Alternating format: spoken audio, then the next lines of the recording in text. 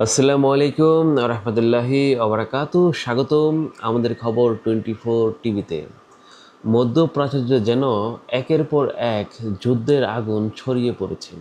একদিকে Iran Israel যুক্তরাষ্ট্রের মধ্যে সামরিক সংঘাত, অন্যদিকে ইয়েমেন আবারও মুখোমুখি হয়েছে সৌদি আরব ও ইরান সমর্থিত হুতি গোষ্ঠী। সাম্প্রতিক খবরে জানা গেছে, ইয়েমেনের গুরুত্বপূর্ণ বন্দর নগরী হুদায়দাহে হামলার অভিযোগ উঠেছে সৌদি আরবের বিরুদ্ধে। হুতি গোষ্ঠী বলেছে এই হামলার কঠোর জবাব দেওয়া হবে।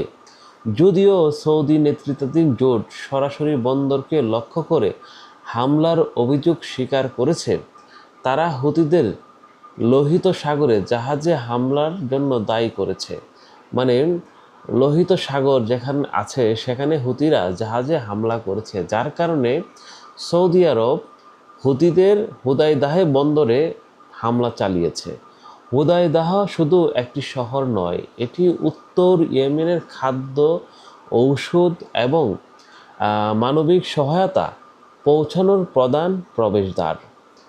তাই এই অঞ্চলকে ঘিরে সংঘাত আরও বেড়ে যেতে পারে, সাধারণ মানুষ দুর্ভোগ আরও বাড়তে পারে।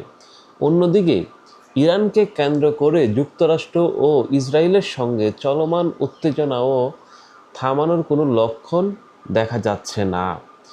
বিশ্লেষকদের মতে মধ্যপ্রাচ্যের বিভিন্ন সংঘাত এখন থেকে অপর সঙ্গে জড়িত হয়ে পড়েছে, ফলে একটি দেশের সংঘাত দ্রুত অন্য দেশে ছড়িয়ে পড়ার ঝুঁকি তৈরি হয়েছে। মানে সমস্ত মিডিল ইস্টে এমন একটি পরিস্থিতি সৃষ্টি হয়েছে, যে কোনো সময় যে কোনো দেশের সঙ্গে যুদ্ধ তৈরি হতে পারে। ইতিমধ্যে আপনারা হয়তো দেখতে পাচ্ছেন, ইয়েমেনের হুতি গোষ্ঠী সৌদি আরবকে আক্রমণ করেছে এবং বিভিন্ন জাহাজকে তারা টার্গেট করছে, যার ফলে সৌদি আরব, যেহেতু আরব জোটের শীর্ষ নেতা সৌদি আরব, শীর্ষ দেশ, তাই তারাও কিন্তু খুব শক্তিশালী আক্রমণ করেছে হুদায়দা বন্দরে। মানে যেটা ওই অঞ্চলের মানে মানবিক বলেন সকল ক্ষেত্র বিবেচনা করলে ওই বন্দরটা অনেক গুরুত্বপূর্ণ। এরই মধ্যে লোহিত সাগরের জাহাজ চলাচল, আন্তর্জাতিক বাণিজ্য এবং তেলের বাজার নিয়েও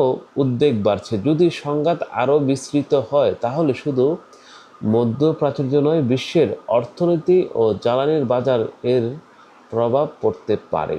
আমরা সমস্ত পৃথিবীর এই মিডল ইস্টের যে তেল সম্পদ আছে, খনিজ সম্পদ, সেই খনিজ সম্পদের উপর নির্ভর।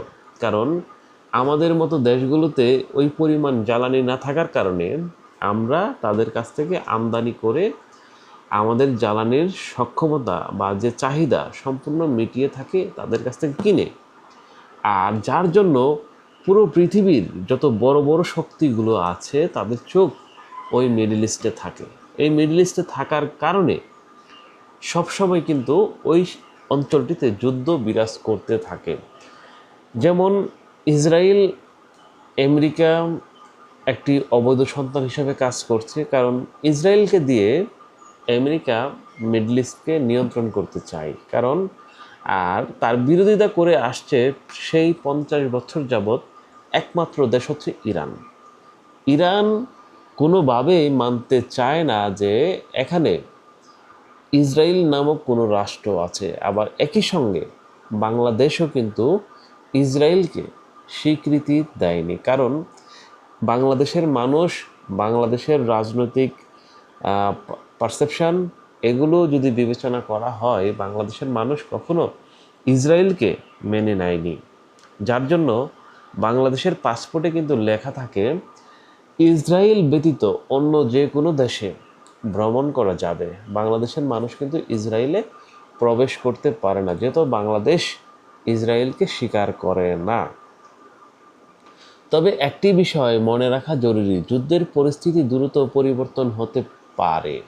বিভিন্ন পক্ষের দাবি ও পাল্টা দাবির পাশাপাশি কূটনৈতিক প্রচেষ্টাও চলমান রয়েছে। তাই পরবর্তী ঘটনা প্রবাহের উপরই নির্ভর করবে সংঘাত আরও বাড়বে নাকি আলোচনার মাধ্যমে উত্তেজনা কমবে। আসলে আমরা এই ইরান, ইসরায়েল, যুক্তরাষ্ট্রের এই যে সমীকরণ বা এখানে যে যুদ্ধ, আসলে অনেক সময় আমরা যে বিষয়গুলো ভেবে থাকি যে এখানে ধর্মীয় বিষয় প্রাধান্য, একটি দেশ কখনো তার পলিসির বাইরে চলে না, তার পলিসির বাইরে যেতে পারে না, এবং বহির্বিশ্বের যে শক্তিগুলো আছে তাদের বাইরে তারা যেতে পারে না। স্পেশালি যদি আপনি লক্ষ্য করেন, বাংলাদেশও কিন্তু তার বাইরে নয়, কারণ বাংলাদেশও কিন্তু আমেরিকার নিয়ন্ত্রণাধীন সিস্টেমে চলতে হয়। কারণ আপনারা যে ডলার ব্যবহার করেন বা যে টাকাটা ব্যবহার করেন, টাকার সঙ্গে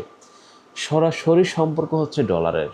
কারণ আমাদের কারেন্সিকে মূল্যায়ন করা হয় ডলারের সঙ্গে। আজকে যদি ডলারের দাম বেড়ে যায়, আমাদের কারেন্সির দাম পড়ে যায়, মানে নিচে নেমে যায়। আবার ডলার যদি নিচে নামে, তাহলে আমাদের কারেন্সি শক্তিশালী হয়, কারণ স্টেবল থাকে। আমাদের নিয়ন্ত্রণ পুরো সিস্টেম, মানে যে সুইফট সিস্টেম আছে, সেই সিস্টেমের ভিতরে আমাদের সকল ব্যাংক তার নিয়ন্ত্রণাধীন। আপনি যদি বলেন, অনেকে আপনাকে একটা প্রশ্ন করবে যে ইসলামী ব্যাংকে তো বলা হয় হালাল, ঠিক আছে। একটা জিনিস মনে রাখবেন, শিয়ালের কাছে মুরগি কখনো কি নিরাপদ থাকে?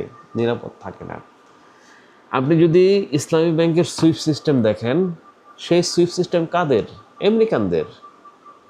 আপনারা সেই সেবা ব্যবহার করছেন, আমি সেই সেবা ব্যবহার করছি।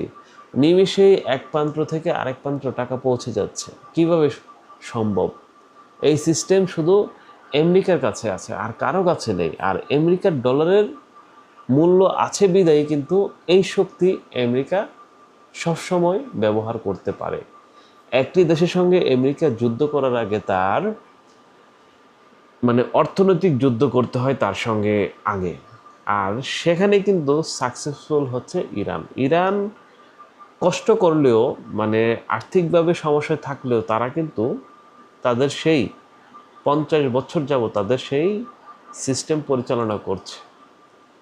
আর কোনো দেশ আপনি দেখেন, রাশিয়া, উত্তর কোরিয়া, ঠিক আছে, তারা সামরিকভাবে শক্তিশালী, কিন্তু সামরিকভাবে শক্তিশালী একটি দেশের মানদণ্ড ঠিক করতে পারে না। আপনি যখন একটি দেশের মানদণ্ড ঠিক করতে যাবেন, তখন আপনার নিজস্ব স্বয়ংসম্পূর্ণতা থাকতে হবে। যেমন আপনার কৃষি সেক্টর নিজের থাকতে হবে, আপনার যে খাদ্যের যোগান আছে, এক নাম্বার।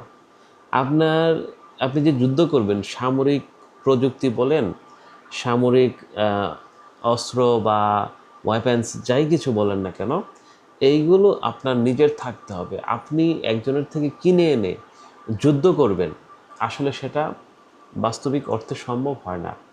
আর ছোট ছোট দেশগুলো খুব বেশি দিন বা দীর্ঘ সময় যুদ্ধ করতে পারে না। আপনি দেখেন, ইরান কিন্তু আমেরিকার মতো শক্তির সঙ্গে, ইসরায়েলের মতো শক্তির সঙ্গে তারা কিন্তু যুদ্ধ করছে। কারণ কেন করছে? তাদের নিজেদের স্বয়ংসম্পূর্ণতা আছে, তাই করতে পারছে। তবে তারেক রহমানের একটি জিনিস আমার কাছে খুব ভালো লাগে, তার নিজের দেশকে শক্তিশালী করার জন্য সে কিন্তু অনেকগুলো পদক্ষেপ নিয়েছে। আপনি যদি দেখেন, খাল খনন কর্মসূচি যদি আপনি দেখেন, শুধু পানি নেওয়া নয়, পানি নেওয়া হচ্ছে কৃষিকে শক্তিশালী করা, কৃষিকে স্বয়ংসম্পূর্ণ করা।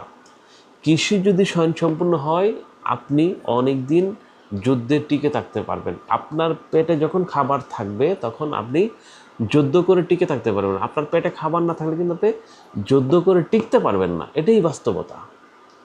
আর সামরিক যে রসদ, সামরিক যে সাপ্লাই, সামরিক যে অস্ত্র উৎপাদন করা, যেহেতু এখন যুদ্ধের ধরন বদলে গেছে, তাই এখন এই দিকে বাংলাদেশকে নিজস্ব সক্ষমতা দিয়ে তৈরি করতে হবে, নিজস্ব ড্রোন ব্যবস্থা তৈরি করতে হবে, রোবোটিং সিস্টেম, ওয়েপন্স তৈরি করতে হবে। তাহলেই বাংলাদেশের সামরিক শক্তিকে জানান দেওয়া যাবে। সবার সাথে বন্ধুত্ব, কারোর সাথে শত্রুতা নয়। আসলে একটা রাষ্ট্র কখনো বন্ধুত্বতা দিয়ে চলতে পারে না। রাষ্ট্র চলে স্বার্থ আর শত্রুতা। যদি কারো স্বার্থ আদায় না হয়, তখন সে আপনার শত্রু হয়ে যাবে। এটাই হচ্ছে বাস্তবতা। তো প্রিয় দর্শক, ভালো থাকবেন। আজকের মতো আলোচনা এখানে শেষ করছি। দেখা হবে নতুন আরেকটি ভিডিও নিয়ে। আল্লাহ হাফেজ।